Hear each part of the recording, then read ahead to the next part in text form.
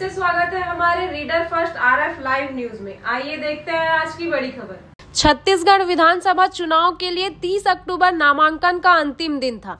आज कांग्रेस से रायगढ़ के मौजूदा विधायक प्रकाश नायक और भाजपा के रायगढ़, खरसिया, धरमजयगढ़ और लैलूंगा के प्रत्याशियों ने केंद्रीय मंत्री धर्मेंद्र प्रधान के नेतृत्व में नामांकन दाखिल किया। भाजपा की बागी गोपिका गुप्ता ने भी अपना नामांकन दाखिल किया। भाजपा के प्रत्याशियों के नामांकन पत्र दाखिल किए जाने से पूर्व स्थानीय रामलीला मैदान में भाजपा द्वारा एक आम सभा का आयोजन किया गया। इस सभा को विधानसभा प्रत्याशियों के साथ साथ केंद्रीय मंत्री धर्मेंद्र प्रधान ने भी संबोधित किया। सभा में उपस्थित जन समुदाय के समक्ष भाजपा जिला अध्यक्ष उमेश अग्रवाल ने चारों प्रत्याशियों का परिचय दिया। धरमजयगढ़ से भाजपा प्रत्याशी हरिश्चंद्र राठिया ने अपने संक्षिप्त उद्बोधन में अपने विधानसभा के पिछड़ेपन का जिक्र किया। उन्होंने कहा कि पिछले एक दशक से धरमजयगढ़ क्षेत्र विकास की राह देख रहा है। यहां आदिवासी हितों की अनदेखी की जा रही है। उन्होंने जनता से क्षेत्र के विकास के लिए भाजपा को जिताने की अपील की। लैलूंगा विधानसभा से भाजपा प्रत्याशी सुनीति सत्यानंद राठिया ने विजय संकल्प रैली में कार्यकर्ताओं को प्रेरित करते हुए कहा कि सभी को कमल निशान पर बटन दबाकर कांग्रेस को सत्ता से हटाना है। सुनीति राठिया ने कांग्रेस सरकार को गरीबों को ठगने और धोखा देने वाली करार देते हुए इसे उखाड़ फेंकने का आह्वान किया। रायगढ़ से प्रत्याशी ओपी चौधरी ने पार्टी द्वारा रायगढ़ से प्रत्याशी बनाए जाने को अपना सौभाग्य बताया। उन्होंने रायगढ़ के इतिहास पुरुषों को याद किया। ओपी चौधरी ने मौजूदा कांग्रेस सरकार को माफिया सरकार करार देते हुए कहा कि यह सरकार भ्रष्टाचार में नंबर 1 है। भूपेश सरकार को गांधी परिवार का एटीएम बताते हुए ओपी चौधरी ने भूपेश सरकार के घोटालों को गिनाया। उन्होंने मुख्यमंत्री भूपेश बघेल पर सरकार की उपलब्धियां गिनाने की बजाय व्यक्तिगत हमले करने का आरोप लगाया। अपने उद्बोधन में ओपी ने कांग्रेस सरकार की तमाम कमियों को गिनाते हुए इसे उखाड़ फेंकने का आह्वान किया। उन्होंने सीधे तौर पर चुनाव जीतने के बाद सरिया क्षेत्र को वापस रायगढ़ जिले में शामिल करने और रायगढ़ के सर्वांगीण विकास की बात कही। ओपी चौधरी के उद्बोधन में लोगों ने जमकर तालियां बजाई और जिंदाबाद के नारे लगाए। अंत में केंद्रीय शिक्षा मंत्री धर्मेंद्र प्रधान ने आम सभा को संबोधित किया। उन्होंने भूपेश सरकार की विकास के मुद्दे पर आलोचना की और उसे असफल करार दिया। उन्होंने आम लोगों के डबल इंजन की सरकार लाने को अपील की। मोदी सरकार की उपलब्धियों की चर्चा करते हुए धर्मेंद्र प्रधान ने प्रदेश में भी भाजपा की सरकार बनाने का आह्वान किया। उनके उद्बोधन का मुख्य फोकस विकास था। उन्होंने कहा कि छत्तीसगढ़ सत्ता परिवर्तन की ओर बढ़ रहा है और प्रदेश में भाजपा की सरकार बनेगी। परिवर्तन सभा हुआ, जो विजय संकल्प सभा हुआ और जुलूस निकाल के आज हम कचहरी आए थे नामांकन भरने के लिए। मैं जो लहर देख पा रहा हूँ, जो उत्साह नौजवानों में देख पा रहा हूँ, मैं स्पष्ट कह सकता हूँ छत्तीसगढ़ सत्ता परिवर्तन की ओर बढ़ रहा है। कांग्रेस पार्टी अपने गुनाह के कारण, भ्रष्टाचार के कारण सत्ता से बेदखल होना तय है। रायगढ़ जिला में तो चारों को चारों सीट बीजेपी जीतने वाला है। विशेष करके ओपी चौधरी जी के नाम पे बहुत ही युवकों की उत्साह है। सारे कार्यकर्ता विजय भाई से लेके रोशन भाई की पूरा संगठन उमेश जी के नेतृत्व में जिले में पूरा भारतीय जनता पार्टी एकजुट होकर काम पे लग चुका है। इस बार विजय सुनिश्चित है। नरेंद्र मोदी जी की डबल इंजन पूरा छत्तीसगढ़ में चलने वाला है। इशू विकास, इशू विकास, इशू विकास। मैंने आज माफी मांगा। फेस नरेंद्र मोदी, फेस छत्तीसगढ़ की जनता। छत्तीसगढ़िया देखो, छत्तीसगढ़िया फेस किसके पास था पिछले बार? देखो फेस, देखो आज गरीबों के कल्याण जितना नरेंद्र मोदी जी ने किया, बताइए कौन विश्व की कौन सी सरकार अपने मेरे को एक बार देखो, प्रजातंत्र में कोई भी चीज किसी की बपोती नहीं है, किसी की मोनोपोली नहीं है। हम अरे आपकी प्रश्न हो गया, मैं उत्तर दूं पक्का? ठीक है।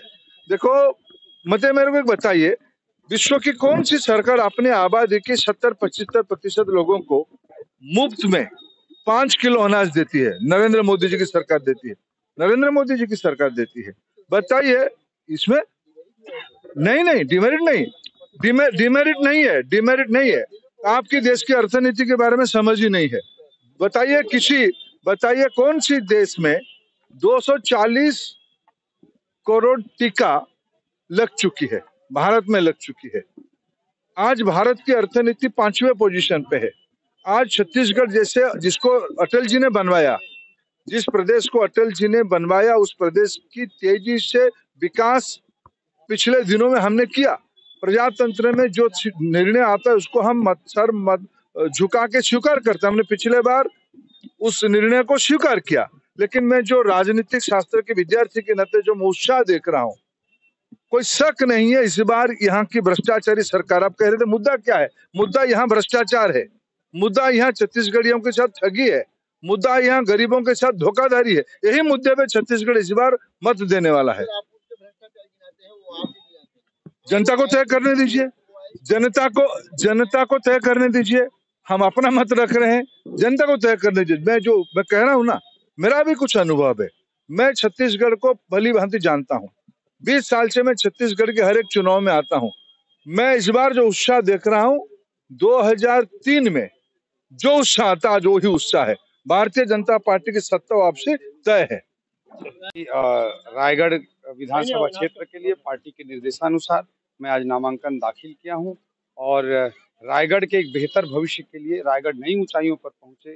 रायगढ़ का ऐतिहासिक सांस्कृतिक गौरव, यहाँ की शैक्षणिक विरासत एक नई ऊंचाई पर पहुंचे, उसके लिए एक विजन के साथ, एक रोड मैप के साथ काम करने के लिए मैं प्रतिबद्धता के साथ आया हूं और निश्चित रूप से रायगढ़ क्षेत्र के लोग मेरे को आशीर्वाद प्रदान करेंगे। इस आशा और विश्वास के साथ आज मैं नामांकन दाखिल किया है और मुझे पूरा भरोसा है कि रायगढ़ विधानसभा क्षेत्र के लोगों का आशीर्वाद मिलेगा। भारतीय जनता पार्टी से कुछ लोग बगावत भी कर रहे हैं, ऐसे में किस प्रकार की चुनौती रहेगी? एक भारतीय जनता पार्टी से संबंधित उम्मीदवार ने और नामांकन दाखिल किया है। हम सब लोग उनसे निवेदन कर रहे हैं कि पार्टी के साथ आए, सहयोग करें और सब मिल करके एक अच्छा काम करना चाहते हैं। हम निवेदन किए। जनता के बीच में जा रहे हैं, आपको कैसा फीडबैक मिल रहा है? मैं प्रत्येक ग्रामीण क्षेत्र में लगातार जा रहा हूँ, शहरी क्षेत्र में जा रहा हूँ, सभी जगह जा रहा हूँ। सभी लोगों को कांग्रेस के कुशासन और माफिया राज से बहुत परेशानी है और साथ ही साथ जो एक नई उम्मीद के साथ लोग मेरी ओर निश्चित रूप से देख रहे हैं, उन उम्मीदों पर मैं पूरी तरह से खरा उतरने के लिए अपना 100% दूंगा और लोग इसको लेकर बहुत उत्साहित हैं कि रायगढ़ का भविष्य, आने वाली पीढ़ी का भविष्य, यहाँ की अधोसंरचना, यहाँ की ट्रैफिक व्यवस्था, यहाँ के प्रदूषण का स्तर, यहाँ पर किसानों के सिंचाई का स्तर, सब कुछ सुधरेगा। जो ग्राम पंचायत दूसरे जिले में चले गए हैं, उनके अधिकार की लड़ाई को मैं लड़ूंगा। इस आशा और विश्वास के साथ मेरी ओर देख रहे हैं और मैं निश्चित रूप से इसके लिए अपना 100% दूंगा। मैंने बताया कि आज देखिए हर जगह कमीशन खोरी है। मैंने खुलेआम हर मंच से ऐलान कर रहा हूँ कि मैं 1 रुपए का कमीशन खोरी नहीं करूंगा। दूसरा जो महत्वपूर्ण विषय है कि रायगढ़ में पिछले 5 सालों में विकास शून्यता की स्थिति रही है। जो थे विकास काम वो भी खत्म होते जा रहे हैं।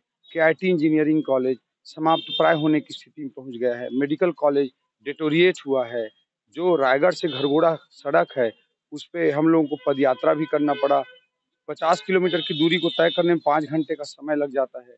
रिंग रोड यहाँ शहर के लिए कितना जरूरी है, ट्रैफिक व्यवस्था और प्रदूषण की स्तर दोनों को सुधारने के लिए, उस पर भी कोई काम नहीं हुआ। इन सारे विषयों को लेकर केलो नदी के डैम का पानी किसानों के खेत तक नहीं पहुंचा। सरिया क्षेत्र के जो गांव हैं वो रायगढ़ में रहना चाहते थे, उनको जबरन सारंगगढ़ बिलाईगढ़ जिला में जोड़ दिया गया। इन सारे मुद्दों को लेकर हम जनता के बीच जा रहे हैं और जनता का भरपूर आशीर्वाद मिल रहा है। के साथ में आज नामांकन दाखिल करने आए थे और हमने बड़े अच्छे से अपन नामांकन दाखिल कर लिए हैं। क्षेत्र के जनताओं पर भारतीय जनता पार्टी जैसी रीति नीति है उसको लेकर के जा रहे हैं। क्षेत्र के विकास की बात कर रहे हैं। आम जनता जनार्दन का बेहतरीन ढंग से हमको समर्थन प्राप्त हो रहा है। क्षेत्र कांग्रेसों का घर और रहा होगा भैया, कुछ समय रहा होगा। अब खर्चियाँ भारतीय जनता पार्टी के पक्ष में परिवर्तन का माहौल पूरी तरह से बन चुका है और आम जनता जनार्दन का सहयोग और आशीर्वाद हमें भली भांति प्राप्त हो रहा है। मुद्दे क्या होंगे? क्षेत्र के विकास, सबका साथ, सबका विकास, सबका प्रयास और सबका विश्वास की श्रृंखला को हम लेकर के जा रहे हैं। जो लोग अच्छे से उसको समझ रहे हैं और हमें समर्थन दे रहे हैं। क्या नए मुद्दे रहेंगे खरसिया विधानसभा में? क्षेत्र के विकास का है, जैसे रोड वगैरह का है, जैसे कई एक सोसाइटियों में तो राशन सामग्री वगैरह अफरा-तफरी होता है, उसको भी हमने ध्यान दिया है।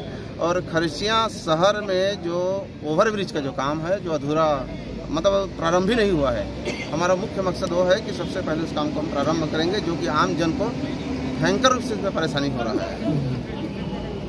क्या लगता है कितनी वोटों से जीतने को उम्मीद? चुनाव जीतेंगे, आने वाला समय में सब भी पता चल जाएगा, उसका तो आप लोग बताएंगे, सारी खबर आप लोग रखते हैं।